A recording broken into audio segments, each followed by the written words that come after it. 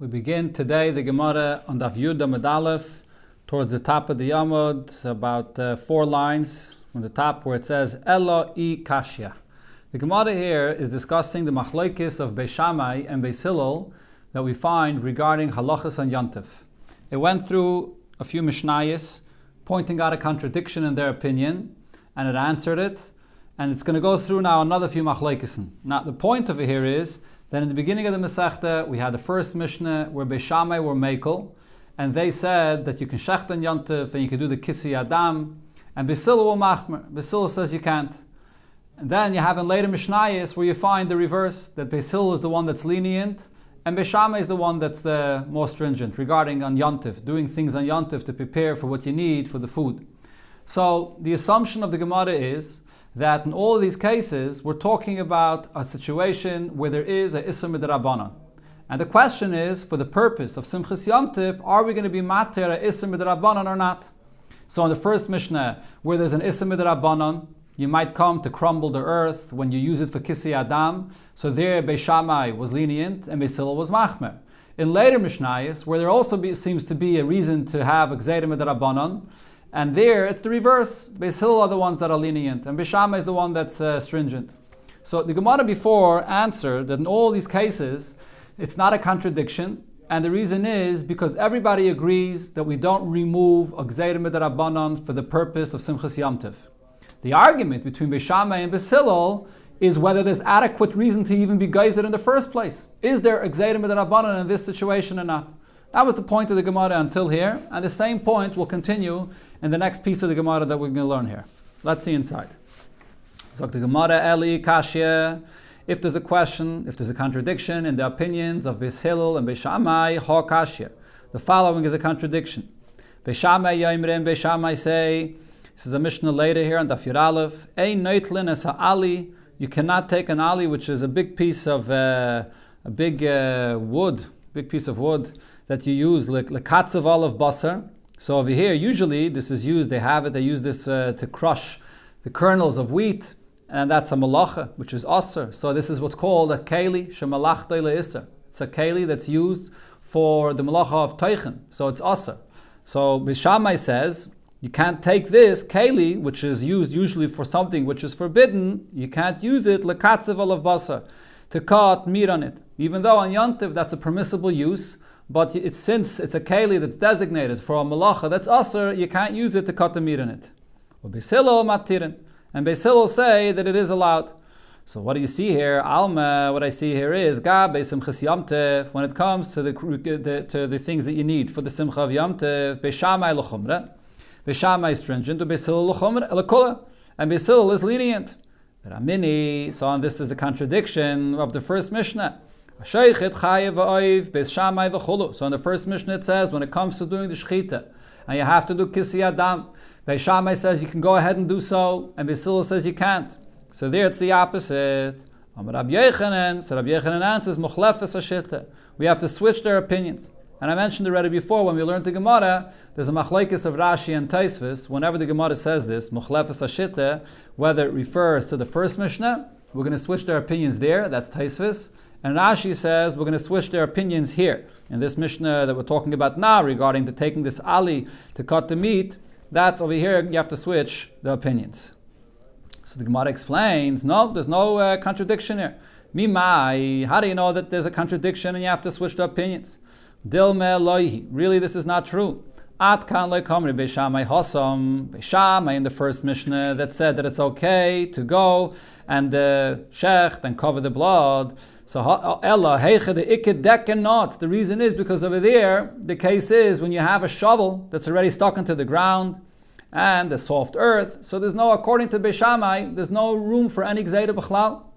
Aval heiche the leked decken not. But if you don't have your shovel stuck into the ground, loy Beis Shammai would never permit this. In such a case, if there's a reason to be geyser, we don't push off a gzeira midrabanan for simchas yomtiv, even according to Beis Shammai. That's the reason why they said so over there. Whereas according to Beis Shammai, over here, since there's a reason to aser, because they consider this to be a keli shemalach le'isser, and therefore it's muktzeh, so therefore Beis Shammai here says it's aser. Inami, or I can answer in the reverse. At kan lekamri Beis Hillel hacha. This, if Beis Hillel said over here, that you can use this ali to cut the meat on it. The reason why they allow it here is not because they're pushing off a Isser for Simchas Yom Tov. Ella, rather, the Ikketayris Kliyolov. Beis Hillel say, if you have something which has a Tayras Keli, it's a Keli. It's true, it's a Keli that's used for Isser, but it still is a Keli. So in such a case, when you have a Keli and you need to use the Keli L'tzayrich Gufay, in other words, as Rashi here says, L'tzayrich Gufay means that I want to use now this Keli itself for a permissible use. So in such a case, Beis Hillel says, even a Keli Shemalachta Le'Isser, if you're using it for a Malacha which is Heter, there is no Muktzah for that. So there's no reason to be geyser. But in the first Mishnah, there is a reason to be geyser. In the first Mishnah, Beis Hillel says, maybe you'll come to crumble the earth when you do the Kisei Adam. So therefore, there's no contradiction here. As I pointed out before, the basis of the Gemara's answer is they're arguing whether there's a reason to be geyser or not. But everybody agrees that in a case where there is a reason to be geyser, then we don't push it off as Simchas Yom Tov. Ella, so the Gemara points out another contradiction. Kashya, if there's a contradiction in the opinions of Beis Hillel and Beis Shammai, how kashya? Here is the question. So it says though, so this is in the Mishnah later on Daf Yud Aleph, Beis Shammai Yoimrim, Beis Shammai say, Ein noisnin es ha'or lefnei hadersan. You can't take the hide of an animal and place it down in a place where people tread on it, and that softens it. You're not allowed to do that in Yom Tov. It's not something that you don't need it for Yom Tov, and you're not allowed to go and spread it out for this purpose, to be ma'abed, which is could come to be ma'abed, to smooth it out. V'lo yagbienu, and you also should not hang it up. Elam kain yesh olav kazayis basar, unless there's a kazayis of meat that's over here on this hide.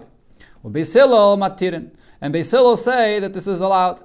So again, the Gemara is thinking, the reason why Beis Hillel says it's allowed is because for the purpose of Simchas Yom Tov, even if there's something, there's a Gzeira, there's a Issa Midrabanan, but for Simchas Yom Tov, we're Mekel, we allow it. So Halma, we see here, Gabe Simchas Yom Tov, when it comes to the Simchas Yom Tov, Beis Shammai L'chumra, Beis Shammai keeps the Gzeira in place, he's Machmer, Beis Hillel L'kula, and Beis Hillel is lenient. Beis Hillel says we push off the Gzeira for Simchas Yom Tov.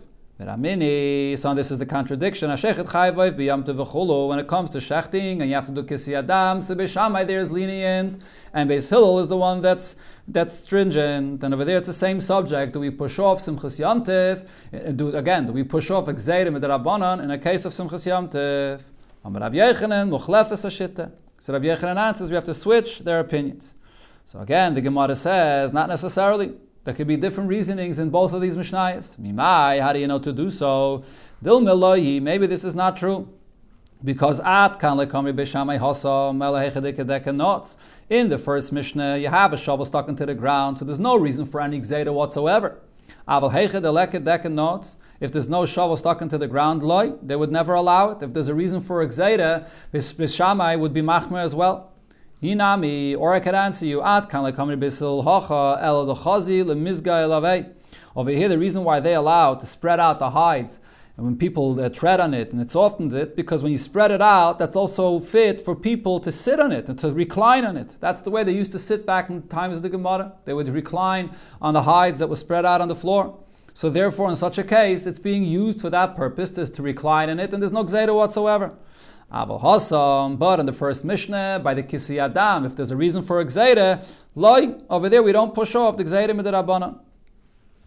Ella says the Gemara, kashya, if there's a contradiction in the opinions of Beis Shammai and Beis Hillel, ha kashya. Here's the contradiction.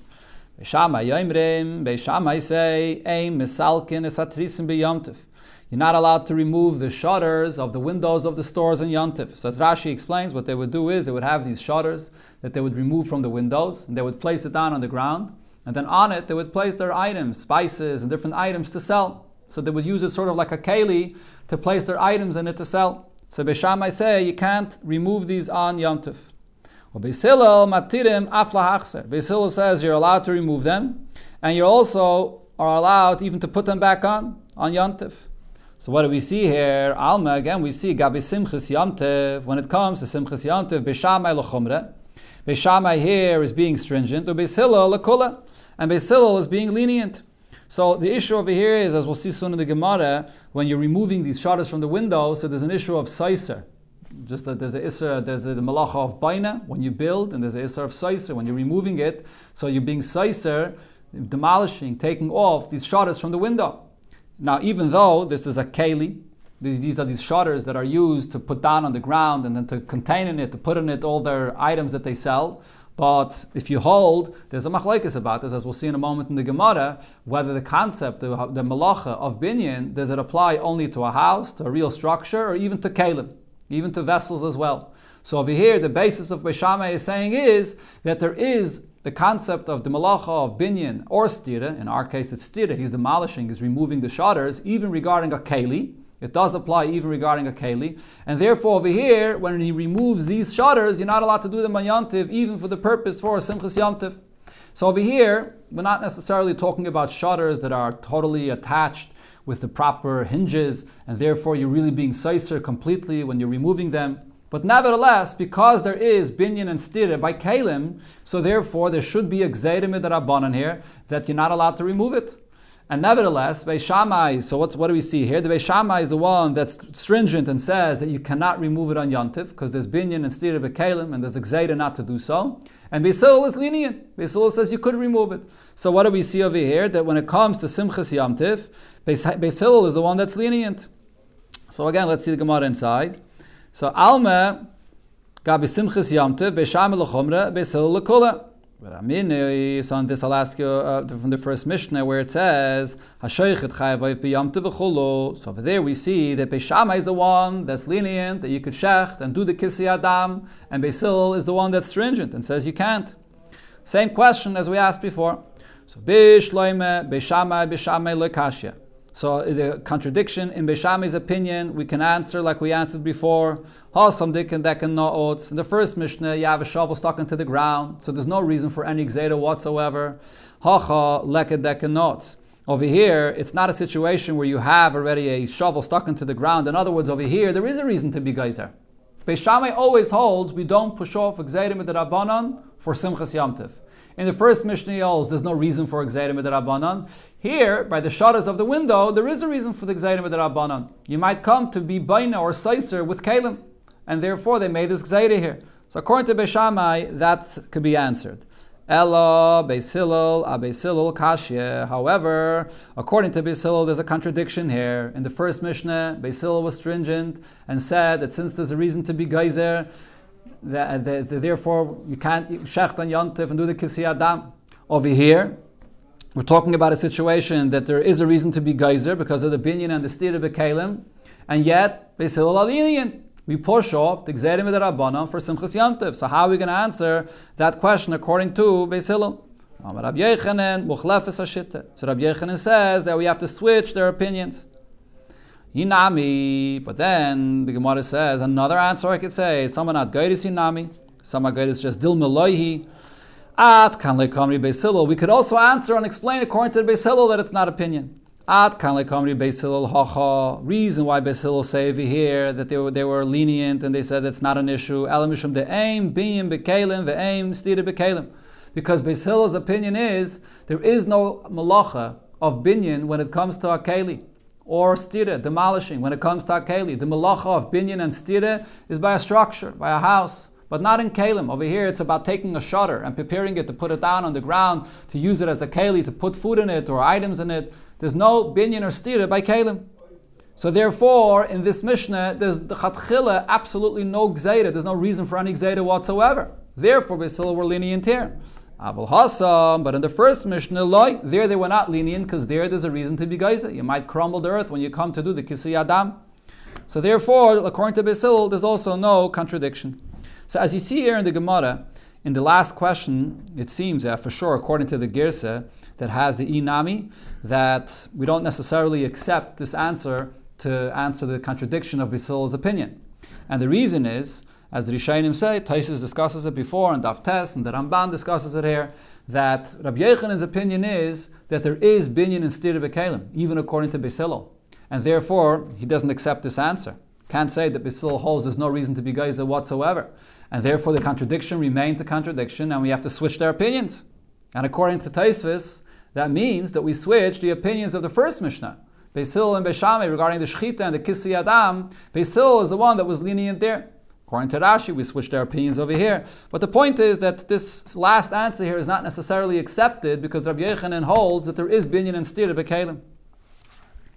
Zog Heilige Mishneh, Beis Shammai Yoimre. Beis Shammai say, we had this quoted before here, Lo yitel, this person should not take from the doves that he has in his dovecoat, unless he came and he shook them. In other words, he took them into his hand from before Yontif. You have to prepare them, otherwise they're muktzah. And the right way to prepare them is to actually take them into your hands and to see which one you want. Then it's prepared for Yontif. Beis Hillel will say, you don't need to go so far. Oimid, he stands there by the dovecoat, and he says, Zeh v'zeh ani noitel. It's this one and this one that I'm using on Yontif without taking them into his hands. That's good enough that he has it designated for Yontif. Amar Rav Chanan Barami. So Rav Chanan Barami explains, Machloikis bebrecha rishayna. They're arguing by the first birds of the season that were born. As Rashi explains, the derech of the birds are that from Nisan time until Tevis time, so they lay eggs and they give birth, and this happens once a week or so, and they give birth to a zachar and a nekeva. And the derech was that the ones that were born first are always kept there to be together with the mother, so the mother should stay there.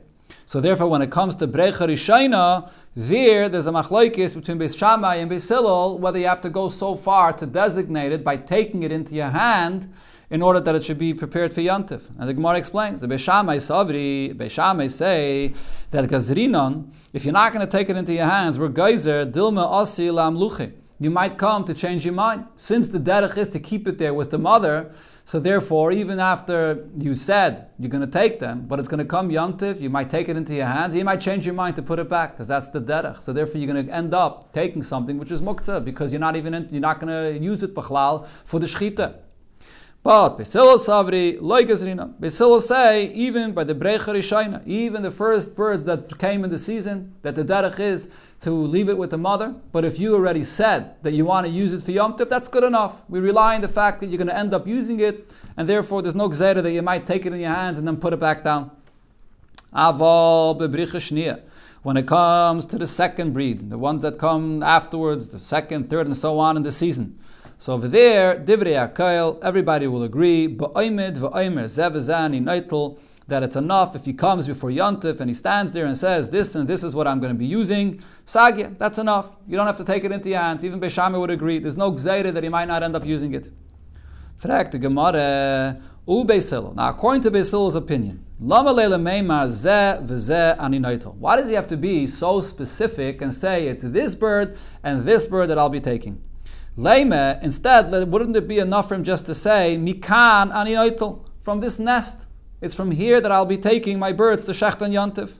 Why is that not enough? Why does he have to specifically specify which birds he's going to be taking? So the Gemara now explains, the Gemara attempts to give an answer. If you're going to try to answer and say, Beis Hillel les lahu breida. Beis Hillel holds we can't rely on the concept of breida. What does breida mean? When you come later and you end up taking a specific bird, even though yesterday you didn't specify, but you said, I'm going to be taking from here, from this nest. So now tomorrow when you come and take one specific one, so this clarifies retroactively that this is the one that you wanted, because that's what you took now. So therefore we know now that this is what was designated for you.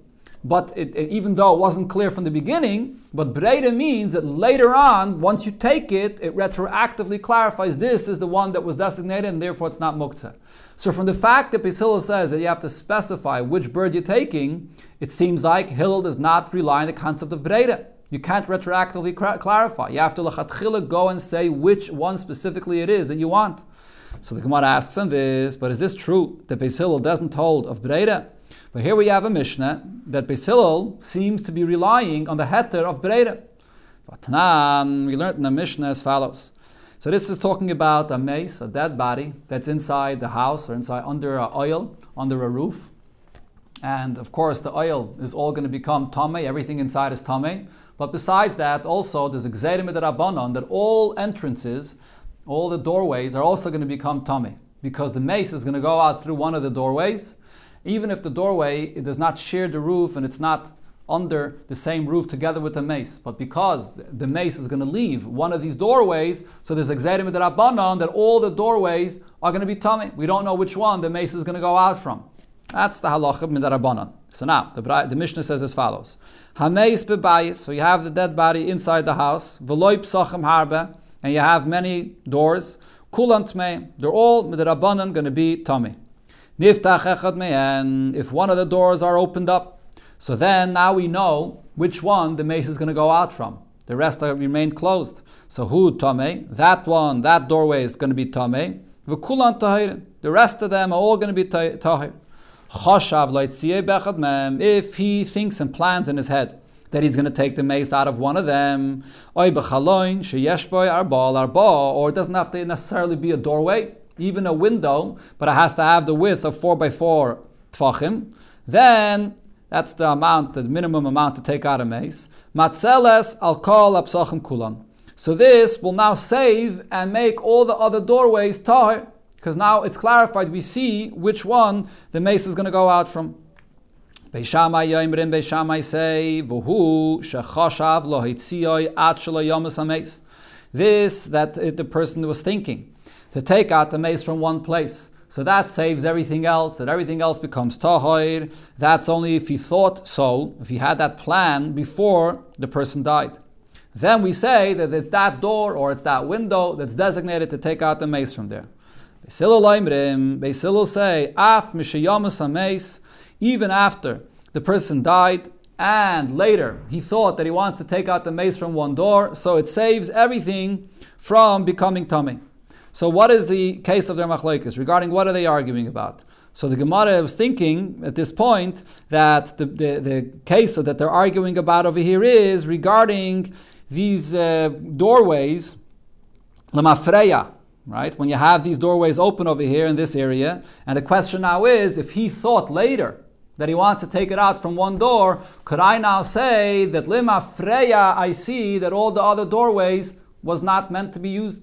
Because he now decided he wants to take it from here. So Beis Hillel is saying, even though he had this thought after the person died, but nevertheless, now that he thought so this will lemafreya make all the other doors tahir. Beis Shammai, on the other hand, is not relying on the concept of breida, lemafreya, to retroactively clarify. Beis Shammai says, no, if you thought so in advance, so then it's going to be tahir. If you didn't think so in advance, it's not going to be tahir, or the other doors are not going to be tahir. So here we have a Mishnah where Beis Hillel is relying on him making this plan of which one to take it out from later, and nevertheless, the Gemara now understands that what Beis Hillel is saying is that it makes the other doorways tahar lemafreya. So he's relying on the concept of breida. So here we can't say that Beis Hillel does not hold of breida. So the Gemara answers, no, there's no raya from here. Why not? Because we learned on this, ha'itmer Allah, marabe, so Rabbi explained, l'tayres apsochim, mikana la'aba.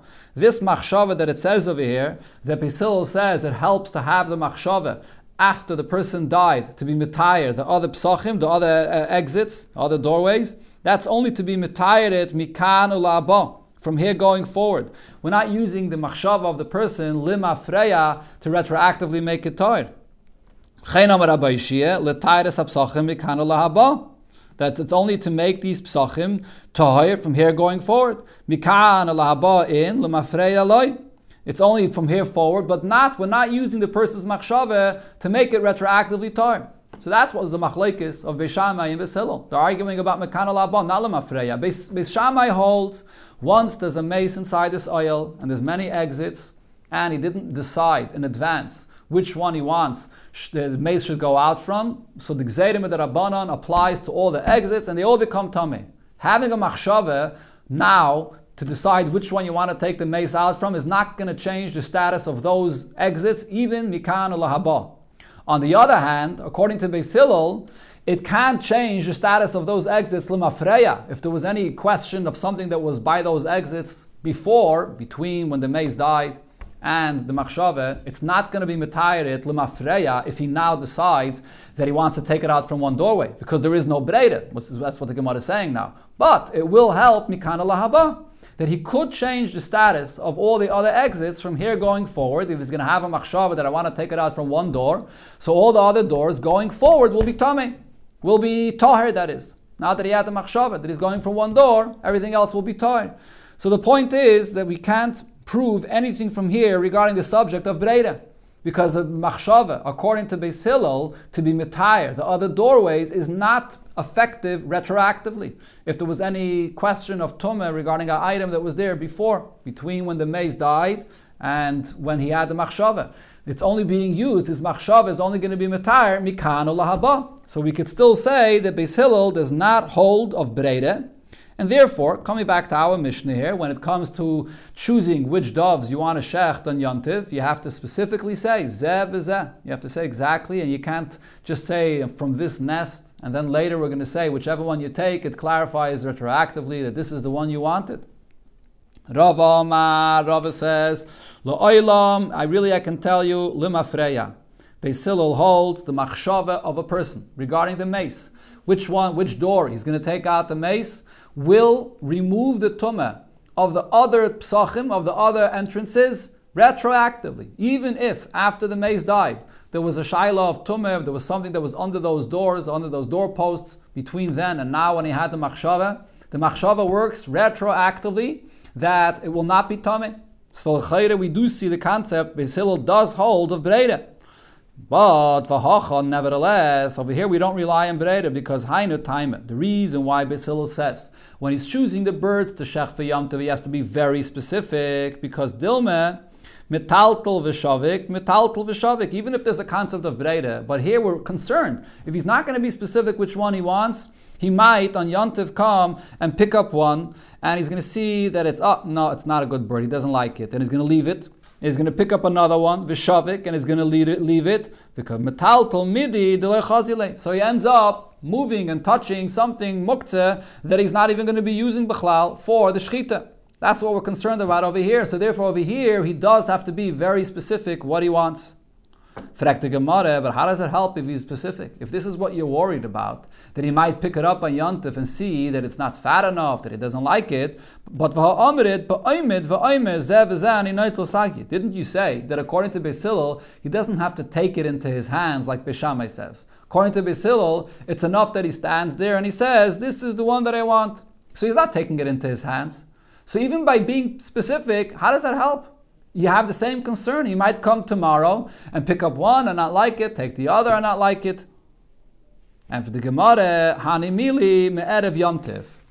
No, if he comes and says very specifically before Yontif which one he wants, we do rely on that. Because once he said so me'erev Yontif, so that's the one that he designated, and that means that he knows that this is the one that he has to take, because the others are going to be muktzeh, and these are the ones that are not muktzeh. So then, once he picks them up on Yontif, he's going to take them because he specifically designated them that they should not be muktzeh, whether it's going to be fat, whether it's not going to be good, doesn't matter. He knows that he designated them before Yontif, that's good enough.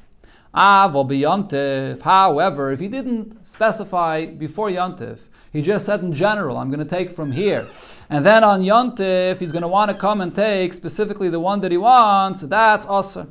The zimnin, the mishdakchi shmeinim kchushim, because it's possible that what appear to him to be fat birds can be very bad quality, and kchushim shmeinim, and the ones that are bad quality are really good, and therefore so he might come to take and move and touch the birds that are not, he's not going to be using them. In other words, if before Yontif he didn't specifically designate, so he didn't make up his mind that this is what's not muktzeh and this is what is. So therefore when he takes them on Yontif, so he may take one and then realize it's not a good one, take the other one. So he's going to end up moving ones that he doesn't want.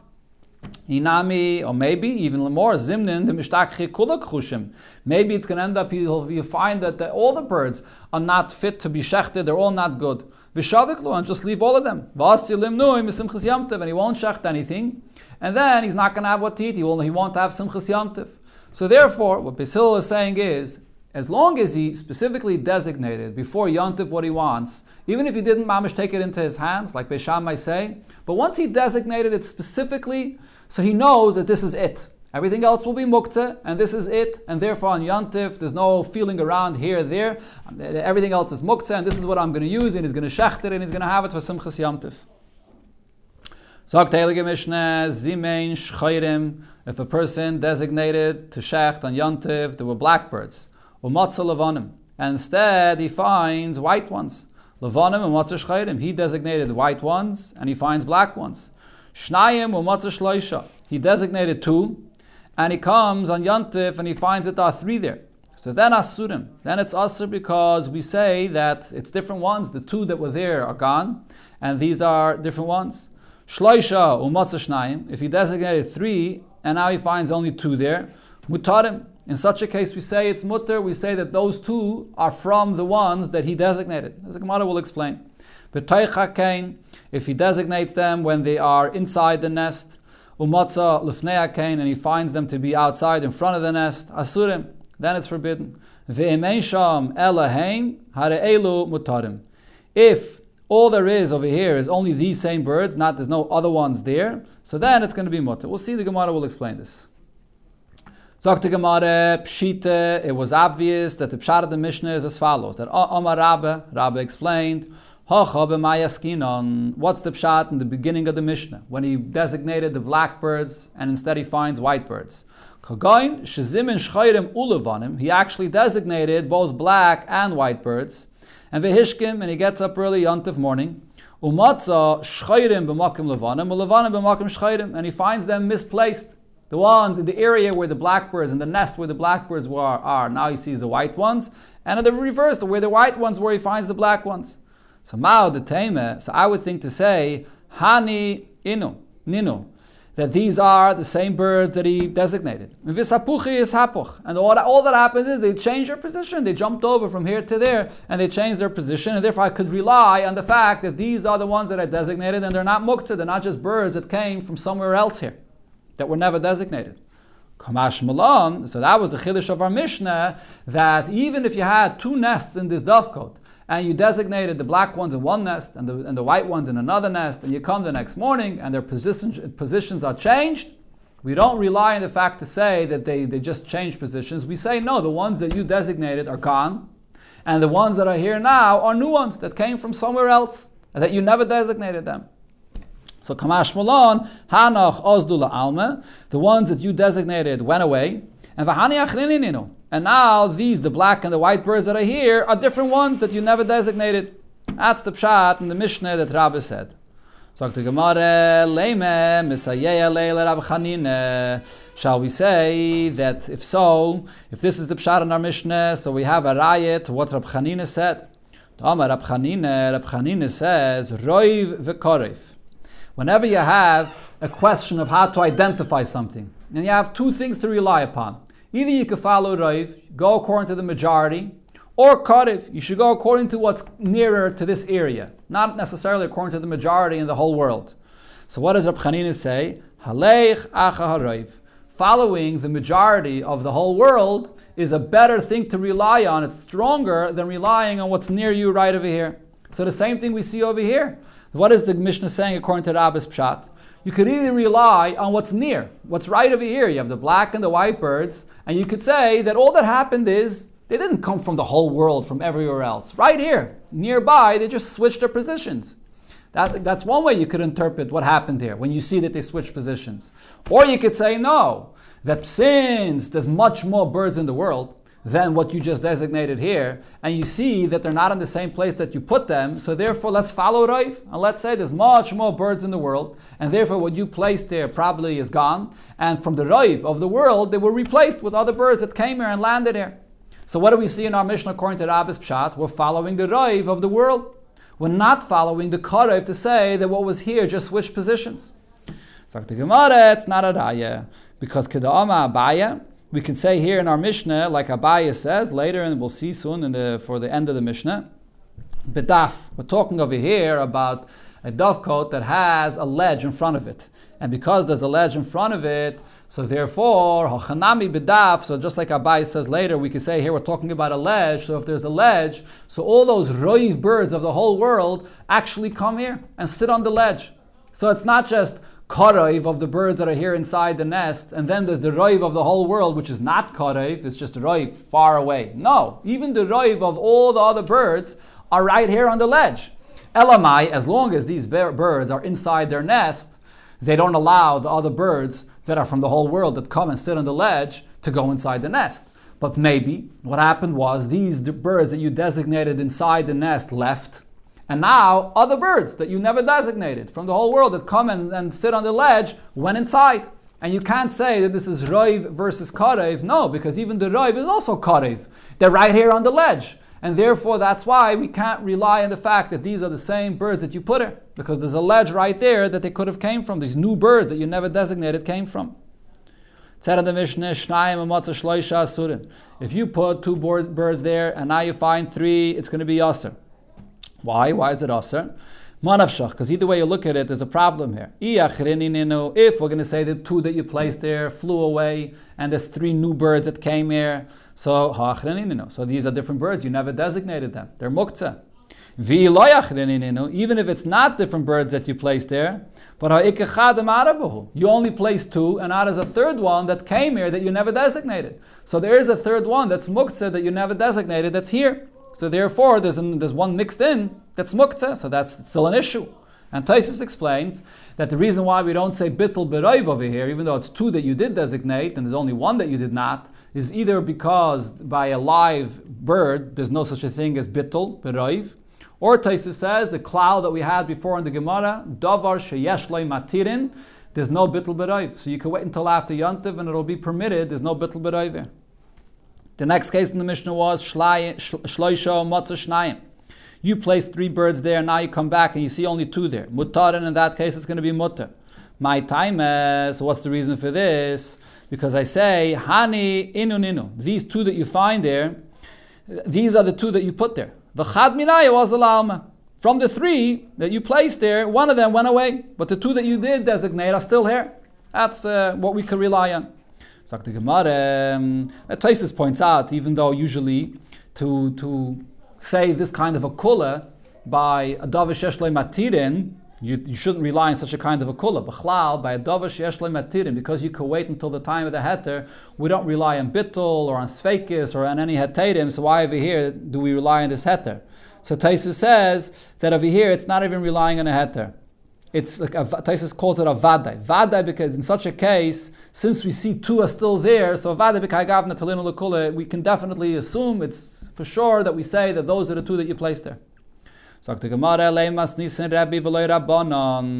we say that this concept, that there's sort of a chazaka, a very strong assumption, that what was here, kan nimtza kan hoya, what I placed there is still there, and the one that's missing is the one that went away, but not that it all changed.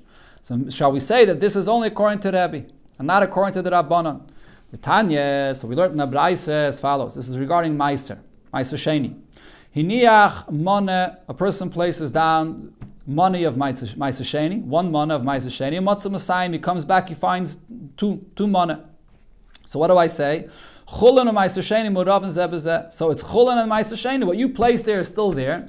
And then someone added another mana there, so now it's Chulin and Meiser Sheni that are mixed together. Divrei Rebbe, that's what Rebbe says. The Chachamim say, Hakoil Chulin. No, it's all Chulin. In other words, Rebbe relies on this concept of this chazakah, that what was placed there is still there. If something changed, so that was added, not that the whole thing was taken away. That's what's called the chazakah, kan nimtza kan hoya. That's the way the Achrayim explain it. Rabbanan don't rely on that. Rabbanan say, no, if you see any change, I can't rely on kan nimtza kan hoya. I say that it probably is all new. And what happens if it's Masayim, Hiniach Masayim, you place two mana there of Meiser Sheni, Umatzah mana, and now you find someone took away something. That's what it seems. You only find one mana there. So what the Rebbe says, I say, mana munach, mana mutal. Yeah, that's what happened. Divrei Rebbe. One that you placed there is still there, and one was taken away. This is basically like what it said in our Mishnah. When you put three birds there, you designated three, and now one was taken away, and there's only two left. So we say that the two that you designated are still there. Kan imtza kan hoya, like what Rebbe says here. So that's why Rebbe seems like what it says in our Mishnah. However, Chachamim say, Hakoil Chulin. Chachamim say, even in such a case where you place two, and not as one there, I say, no, it's all new. Whatever you put there was all taken away, and there's now a new one that someone put there. So therefore it's all Chulin. So Chachamim do not rely on this concept, on this chazakah of kan nimtza kan hoya. So how could Chachamim go with our Mishnah when you place three birds there, and not as only two? Says the Gemara, no, I can tell you that our Mishnah does follow the Rabbanan's opinion. Why? Because Itma law, Rabbi Yochanan and Rabbi Eliezer, the Amri Tavayu. Rabbi Yochanan and Rabbi Eliezer both explained as follows. Shani Goizolos. Over here in our Mishnah, since we're talking about birds, so it's a different story. Hoyel v'asuyin ledadois, because the nature of birds is that they hop away. You prepare them, but they're very easily able to hop away. So therefore, in our Mishnah, we say that the fact that one left, it doesn't make sense that it was all changed. One bird went away, and the other two are still there.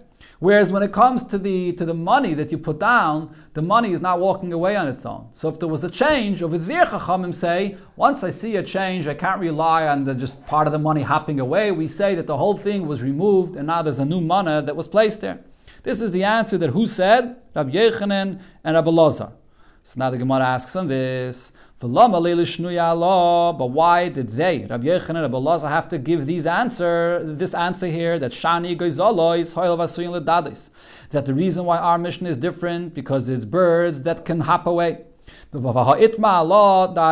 Didn't we learn on that Beitza over there regarding the Ma'aser Sheni? The Rabbi Yechanan and Rabbi Elazar. So Rabbi Yechanan and Rabbi Elazar, these same people that gave the answer here, they had a machlokes how to learn the pshat in that Mishnah there regarding in that Beitza, that is, regarding Ma'aser Sheni.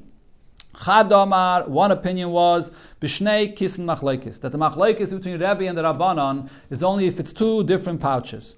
Then there's a machlokes about this, whether I say it's the same money or it's not the same money, because it's two different pouches.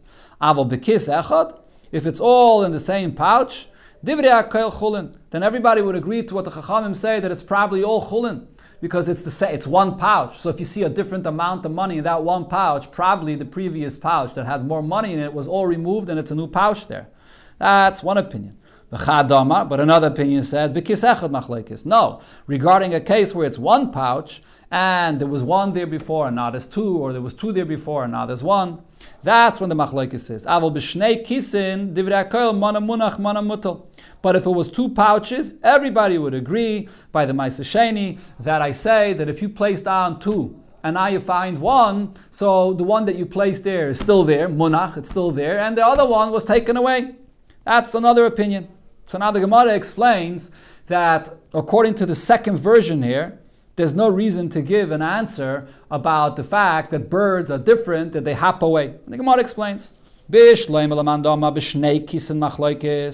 according to the opinion that says that the argument regarding the money of Ma'aser Sheni is even when you have two different pouches. They still are arguing when you put down two and now you find one. How do I look at this? Do I say that what you put down is still there, or do I say that it all got switched? So if that's when they're arguing there, even if it's two pouches, so now think about it. The two pouches there is similar to the birds. You have three separate birds. Each one is separate, like the separate pouches. So the fact that over there, Rabbanon say that even by the two pouches, I still say that it all got switched.